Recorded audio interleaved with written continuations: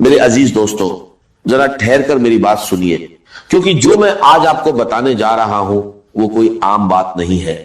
میں سچ کہہ رہا ہوں، میں بالکل ٹوٹ چکا تھا، ہر طرف سے مایوسی تھی، نہ راستہ دکھ رہا تھا نہ کوئی سہارا، لیکن پھر مجھے ایک ایسا عمل ملا جس نے میری زندگی ہی بدل دی۔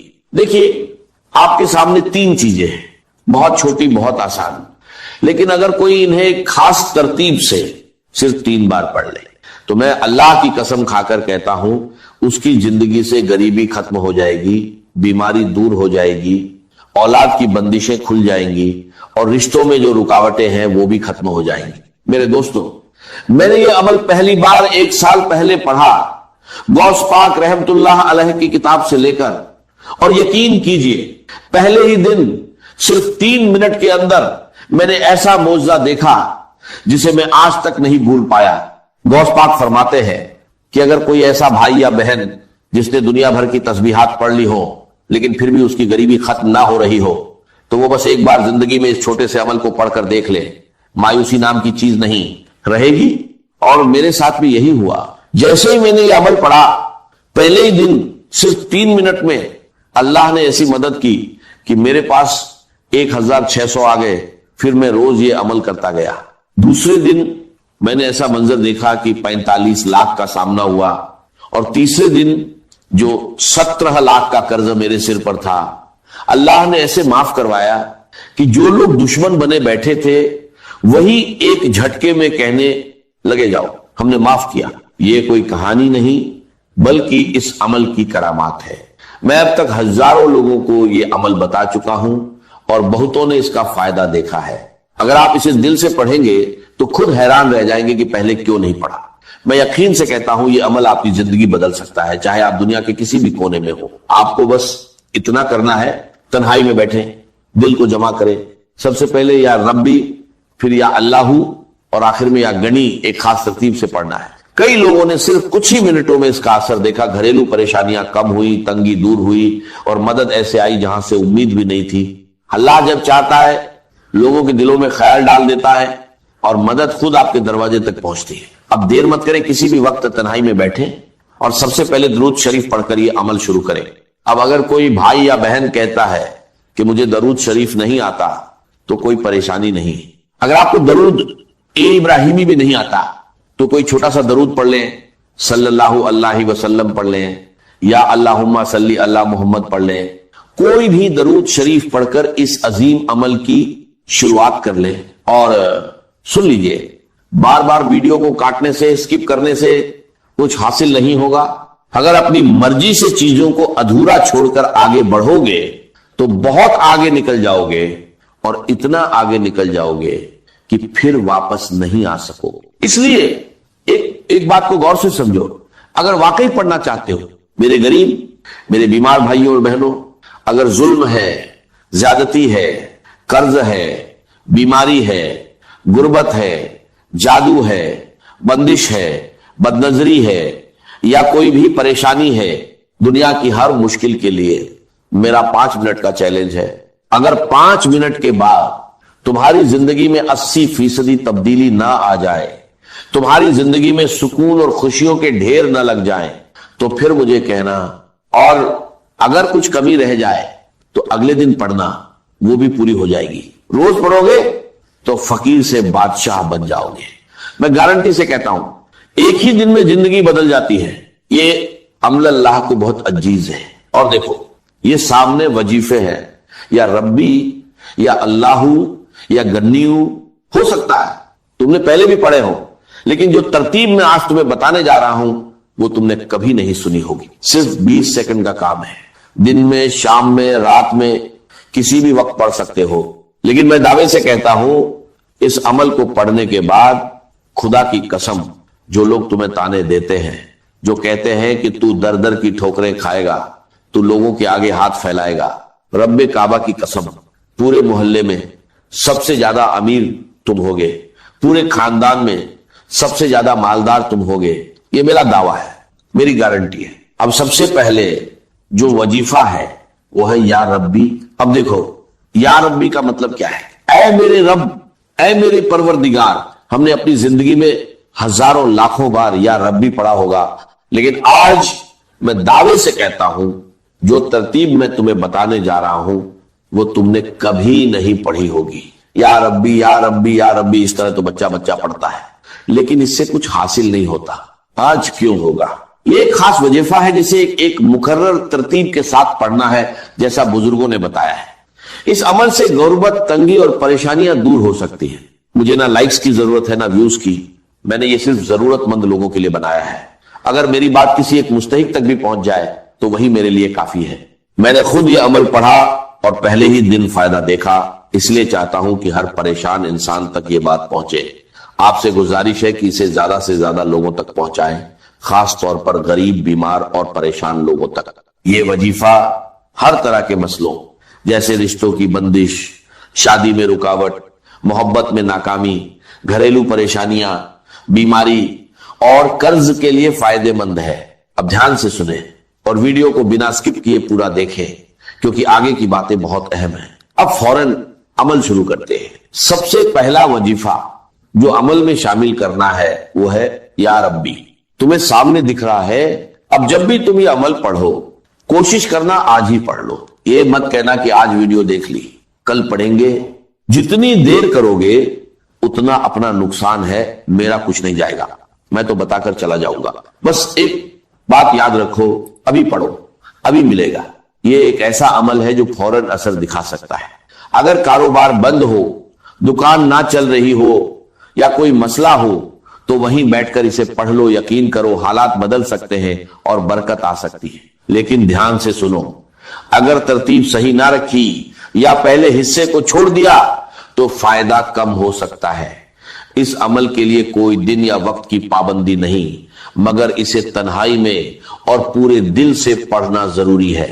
सबसे पहले दरूद शरीफ, बेहतर है दरूद इब्राहिमी पढ़ो, फिर बिस्मिल्लाह इर रहमान इर रहीम, उसके बाद या रब्बी या रब्बना, फिर या अल्लाह और आखिर में या गनी।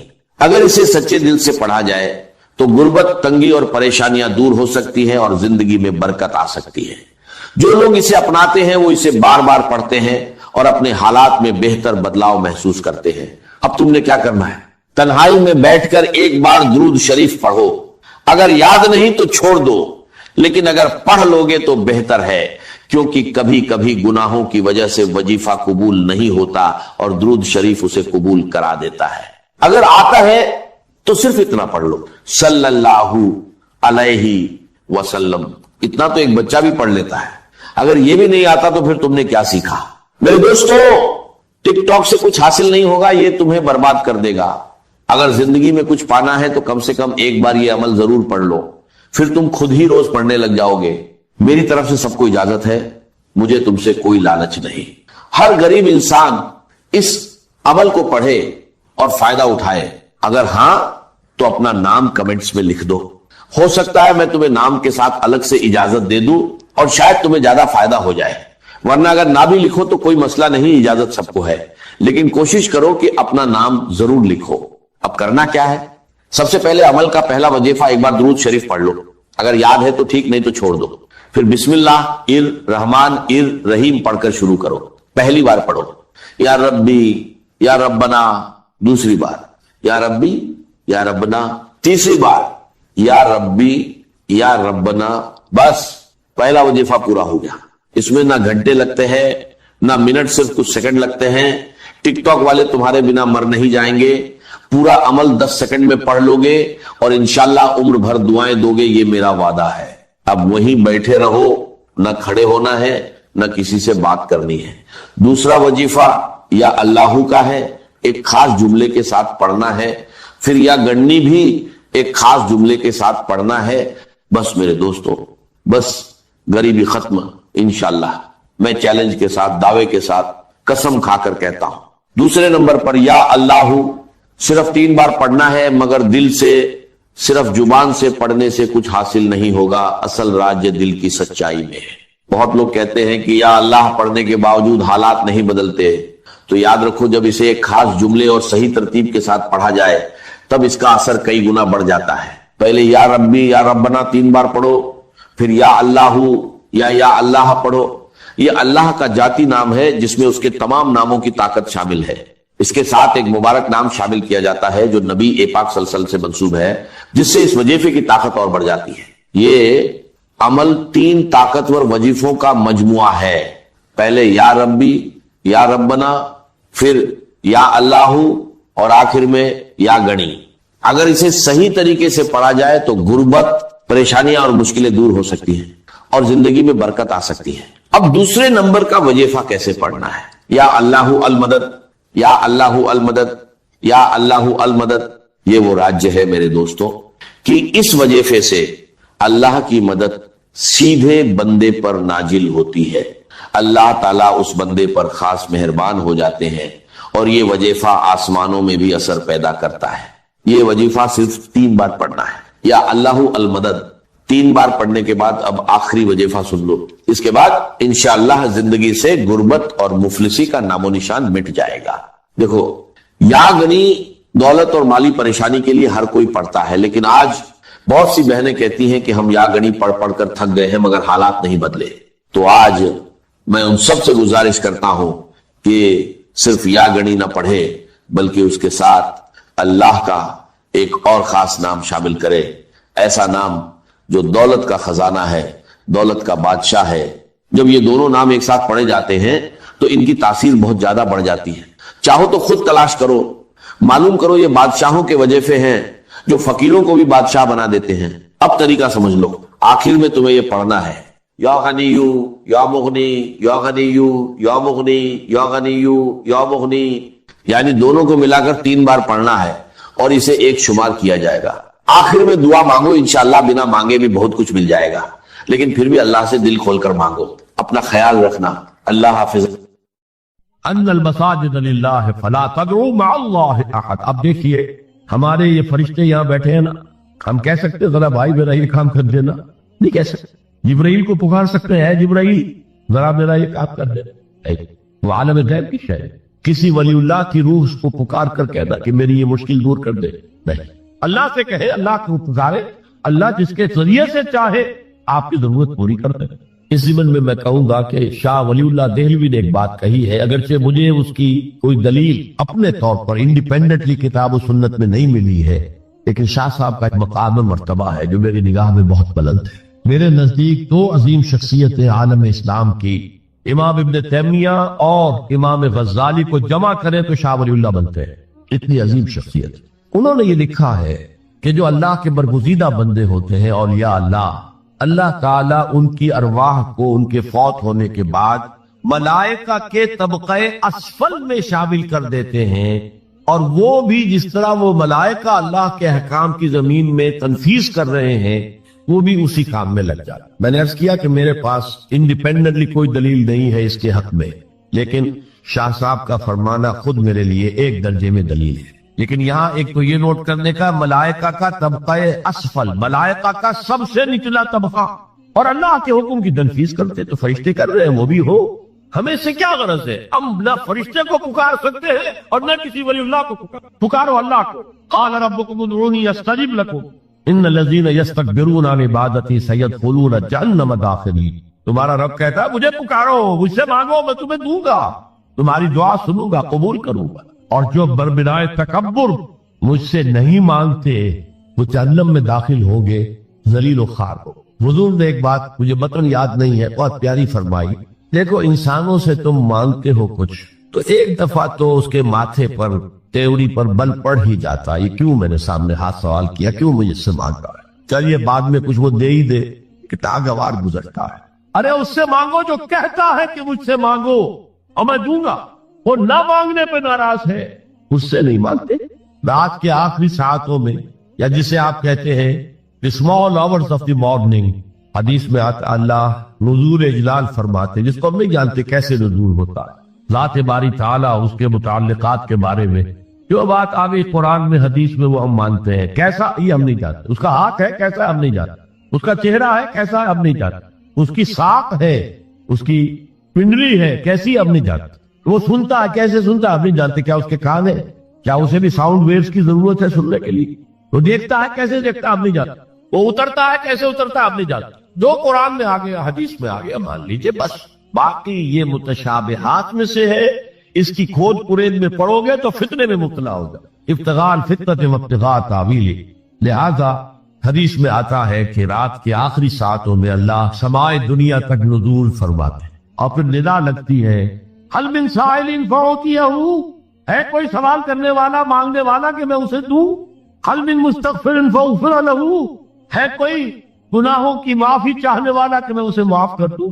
ہم انٹا غفیل سو رہے، ہم تو مائل بکرم ہے، کوئی سائل ہی دے. راہ دکھلائے کسے؟ رہنم منزل ہی نہیں، نہ کسے دکھا. اللہ کے راستے پر چلنے کا فیصلہ کرو، اللہ کی راہ میں جہاد کا فیصلہ کرو، پھر اللہ راستہ کھولے گا. والذین جاہدوا فینا لنہدینہم سبلنا. وہ لوگ کہ جو ہمارے راستے میں جہاد کرے، محنت کرے، مشقتیں کرے، ہم لازماً ان پر اپنے راستے کھولتے چلے جائیں. اور دعا شرک فی الدعا، مانگو صرف انداز اللہ اللہ. وہ چاہے کسی فرشتے کے ذریعے، چاہے کسی فوت شدہ ولی اللہ کی روح کے ذریعے سے، چاہے کسی کو بھی نہیں، براہ راست اپنے حکم سے. اس کی تو قدرت ہے، جو چاہے کرے. کن فیکون، وہ جیسے بھی ہو وہ آپ کی ضرورت پوری کرے گا. وہی ہے جو کہ مشکلات کو حل کرنے والا ہے، وہی ہے کہ رزق دینے والا ہے، وہی ہے جو مرض سے شفا دینے والا ہے. پکارو اسی کو، مانگو اسی سے. اب آئیے کچھ مراسم عبودیت ہوتے ہیں. مراسم رسم کہتے ہیں کسی چیز کی ظاہری شکل. رہ گئی رسم ازاں روح بلالی نہ رہی، فلسفہ رہ گیا تلقین غزالی نہ رہی. یہ قرآن کا بھی ہم اسے رسم الخط کہتے ہیں، رسم الخط. اور یہ حضرت عثمان کے زمانے میں فائدہ ہوا ہے کہ یہ اس طریقے سے لکھا جائے. تو عبودیت کے اظہار کے لیے کچھ رسومات ہیں، جس میں سے ایک پر گفتگو ہو چکی ہے، قنوت والقانتین والقانتات. یہ جو ہے اللہ کے حضور میں چاہے ہاتھ باندھے چاہے ہاتھ کھلے، لیکن ذرا چھپ کر گردن میں خم کر کے کھڑے ہونا. یہ نماز کے اندر جو قنوت ہے، یہ قنوت ہے، یہ بھی اپنی عاجزی کا اظہار ہے، عجز اور تذلل.